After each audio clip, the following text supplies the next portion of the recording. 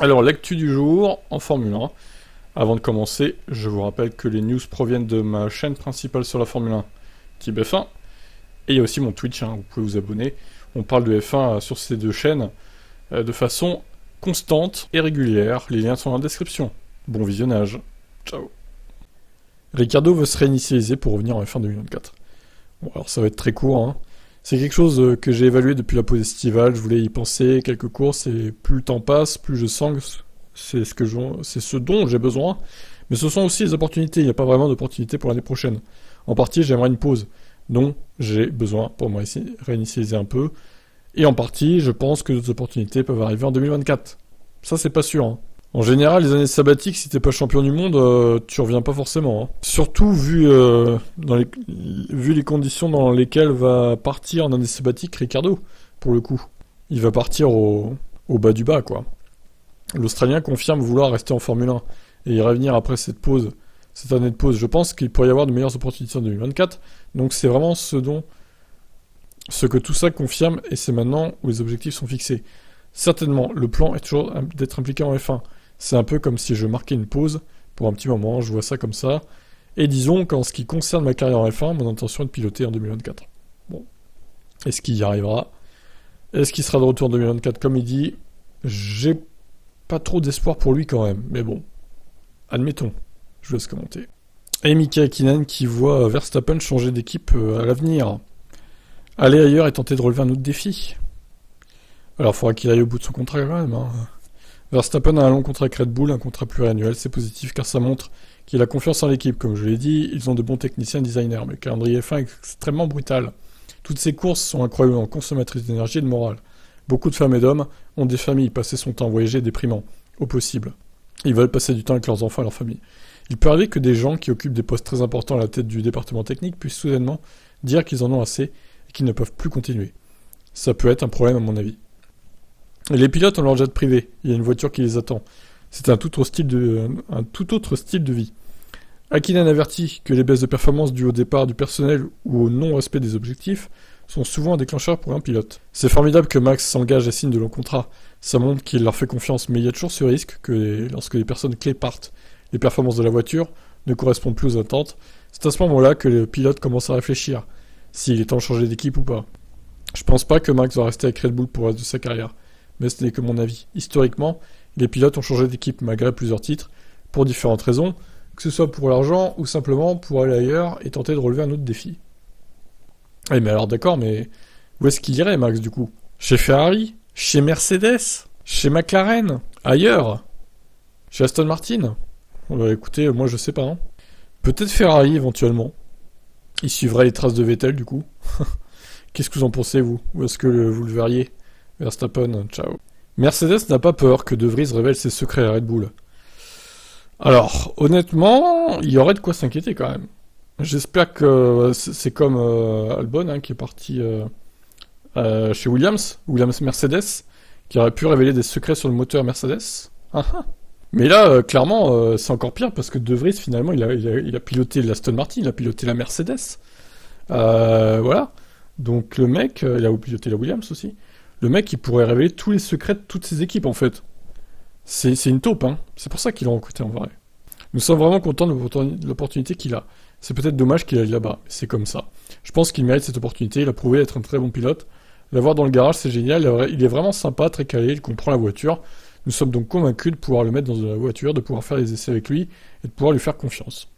Je pense que là-bas, il fera du bon travail. Il a fait du simulateur, il a évidemment roulé en Formule 1 par ailleurs, ce qui a pris une grande partie de son temps. Mais la F1 change si vite. L'apprentissage se fait à un tel rythme que ce qu'il a fait il y a un an lui est probablement pas particulièrement utile. Ce qu'il peut emporter d'ici, c'est plutôt la manière dont nous travaillons ensemble, nos procédures et nos systèmes. Bah, c'est déjà ça, hein, j'ai envie de dire. Comme je l'ai dit, j'imagine ce que nous voulons, c'est lui souhaiter bonne chance. Je pense qu'il était très respectable dans la manière dont il s'est comporté avec nous, alors il n'y a pas d'inquiétude.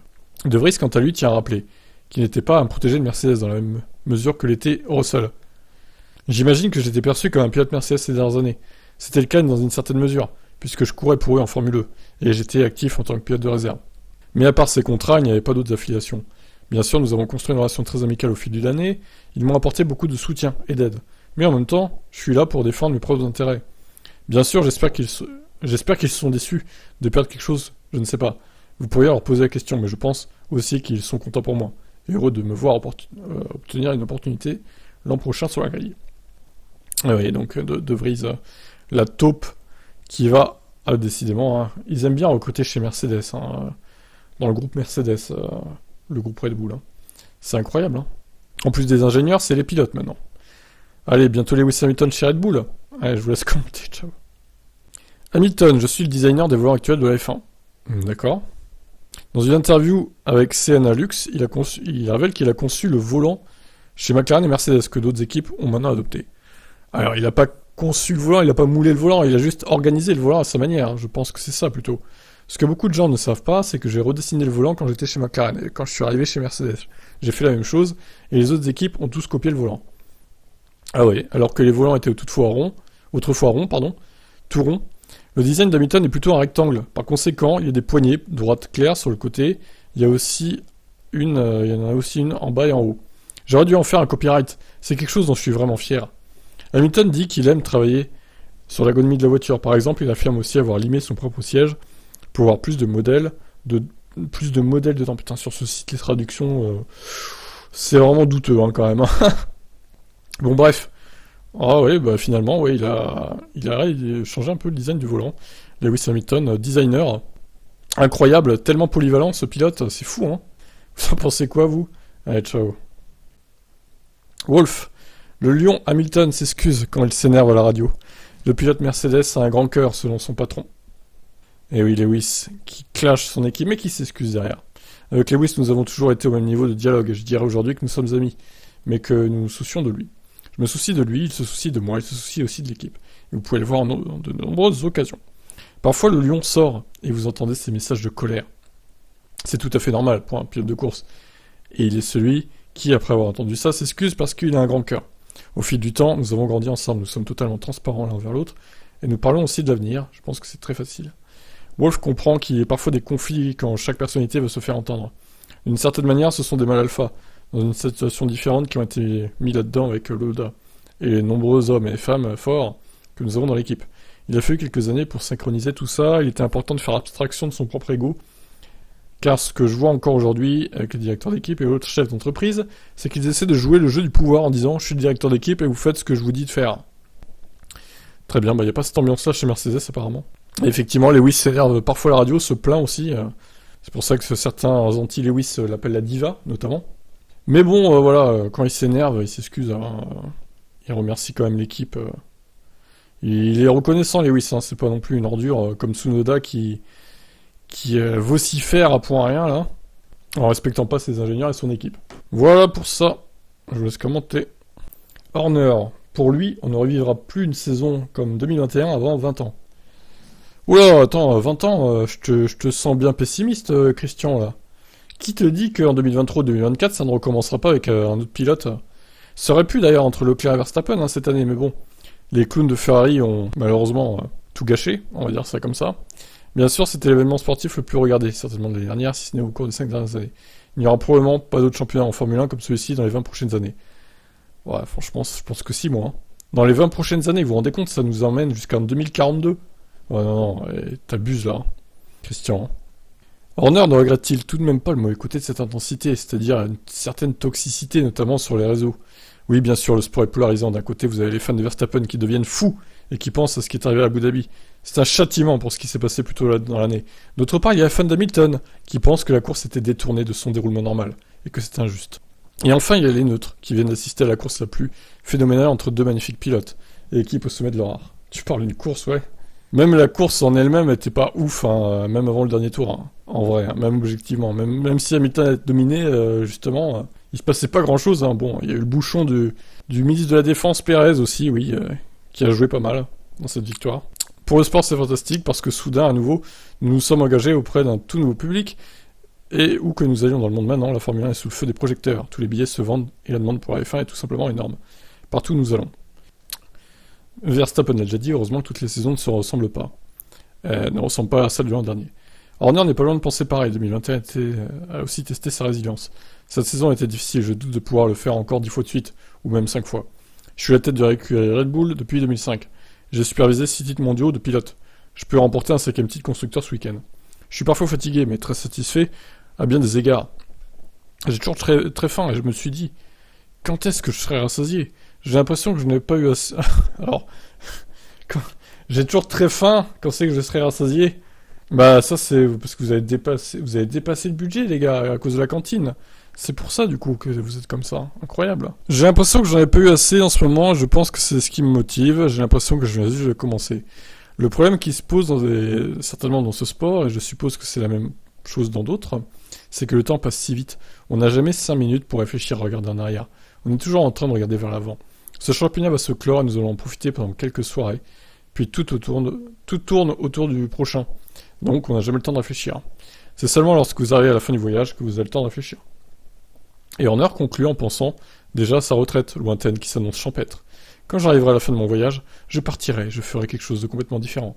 Je serai éleveur de moutons.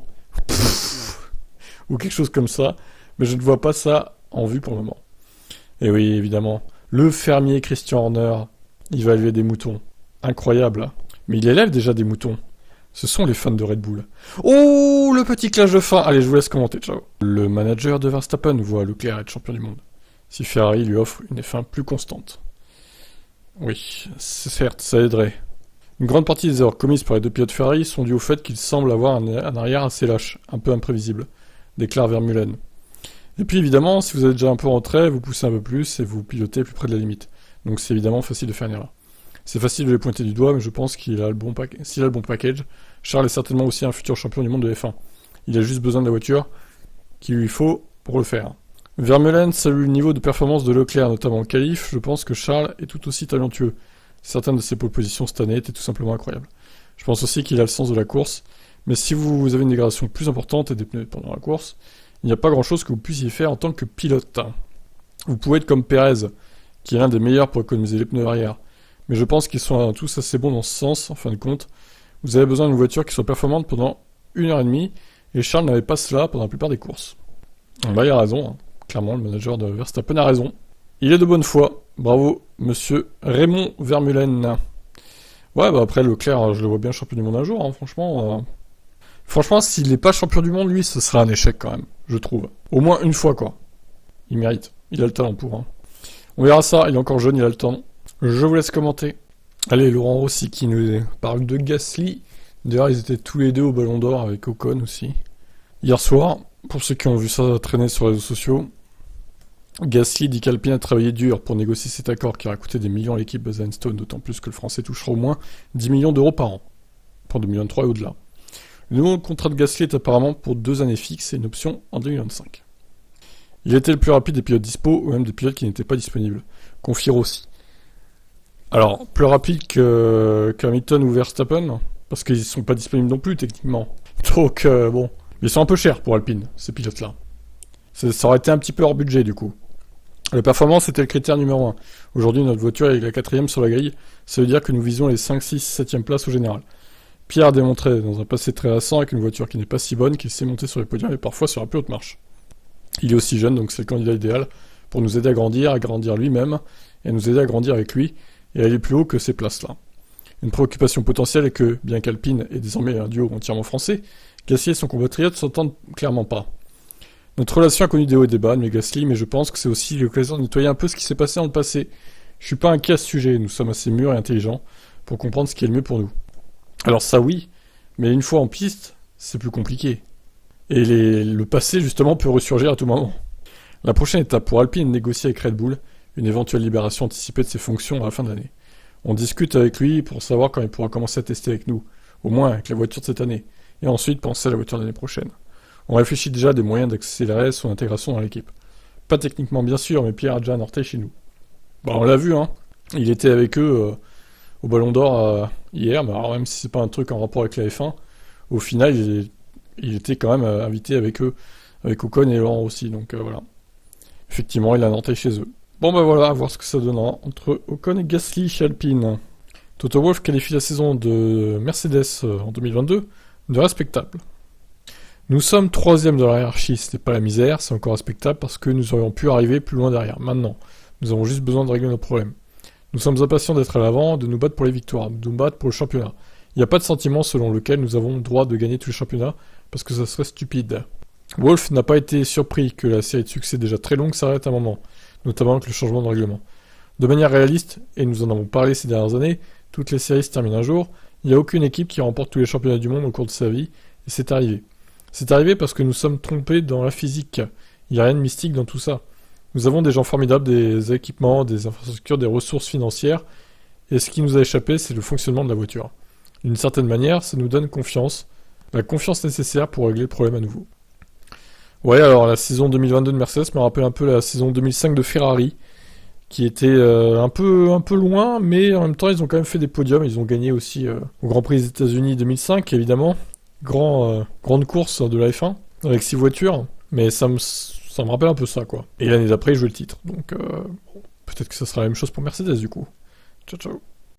Red Bull doit-elle être déclassée pour avoir dépassé le budget plafonné 2021. Donc c'est sur Auto Hebdo, ils ont 2 chroniqueurs entre guillemets là qui ont répondu oui et non. Alors on va lire ce qu'ils ont répondu, leur argumentaire, etc.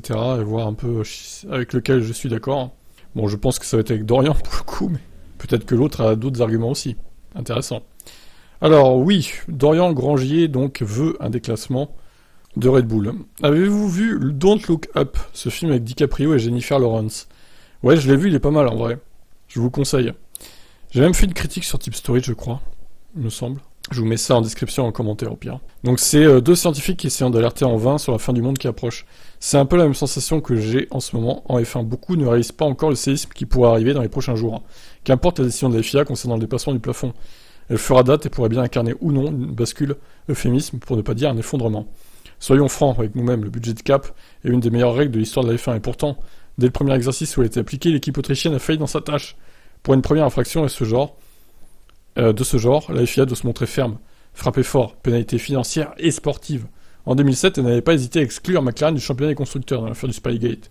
Imaginez surtout si la sanction n'est que financière. Le message qui serait donné serait catastrophique, il a raison. Et tout le monde pourrait se permettre de dépasser le budget de cap s'il y en avait moyen. Red Bull a dépassé les limites. Red Bull n'a pas su se serrer la ceinture comme d'autres ont pu le faire. Red Bull vont payer le prix. Bim! Il dit les termes, Dorian, bravo. Alors que faire pour que la sanction soit contraignante? Je n'ai pas la réponse. Mais déjà, le déclassement de Red Bull au championnat 2021 est un minimum. Verstappen doit garder son titre. Non. J'ai un peu de mal avec ça quand même. Acquis la force du poignet, mais l'écurie autrichienne devrait perdre sa deuxième place acquise la saison dernière. Et la pénalité financière irait avec les dizaines de millions de dollars glanés grâce à ce classement serait à rembourser. Ah ouais, ça c'est marrant, hein, j'avoue. Oui, parce que plus un constructeur termine haut dans la hiérarchie, plus il gagne dessous de la part de la FOM. Imaginez si là, bon, ils ont gagné, je sais pas combien ils ont gagné, ça se chiffre en 80 millions, 90 millions, je pense. On va dire 90, je sais pas exactement. Imaginez s'ils devaient rembourser cette somme, Red Bull, bon, vous me direz, ils ont les moyens. Donc, est-ce que ce serait vraiment problématique au final? Mais bon, ça les ferait chier, je pense, quand même. Hein. Et même, encore mieux, ça serait à déduire du budget 2023. Alors là, ce serait encore mieux, quoi. D'un côté, Red Bull, grande entreprise multinationale, devrait se permettre. De l'autre, la FIA marquerait le coup sans pour autant changer la donne dans le palmarès, qui resterait inchangé.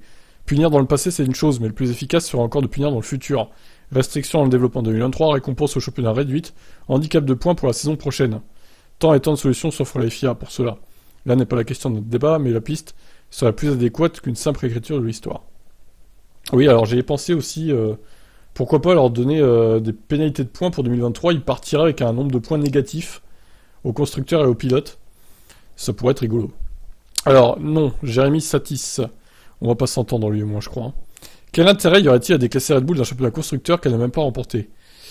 Bah, lui faire perdre des sous qu'elle a engrangés déjà. Les écuries se battent principalement pour le championnat de pilote, celui dont les gens parlent à la machine à café. Alors une disqualification de l'équipe autrichienne n'aurait que peu de vertu sur le futur et la légitimité du budget de cap. Et puis à terme, ça pourrait créer un précédent et conduire les équipes les plus riches à sciemment sacrifier le classement équipe en acceptant au préalable la pénalité pour s'octroyer 7 millions de budget supplémentaire en visant les 5% de marge. Ouais, alors quand même, niveau image, se faire disqualifier Ferrari, Mercedes, je suis pas sûr que niveau image, ça le ferait, quoi. Red Bull, ils s'en foutent parce que c'est pas vraiment un constructeur, au final. Mais Ferrari et Mercedes, ils ont une image de marque à respecter aussi, hein. Je suis pas sûr qu'ils toléreraient qu'ils se fassent disqualifier pour 7 pauvres millions supplémentaires, personnellement. Si la FIA veut faire passer l'idée aux équipes de s'amuser avec les limites, elle doit frapper fort.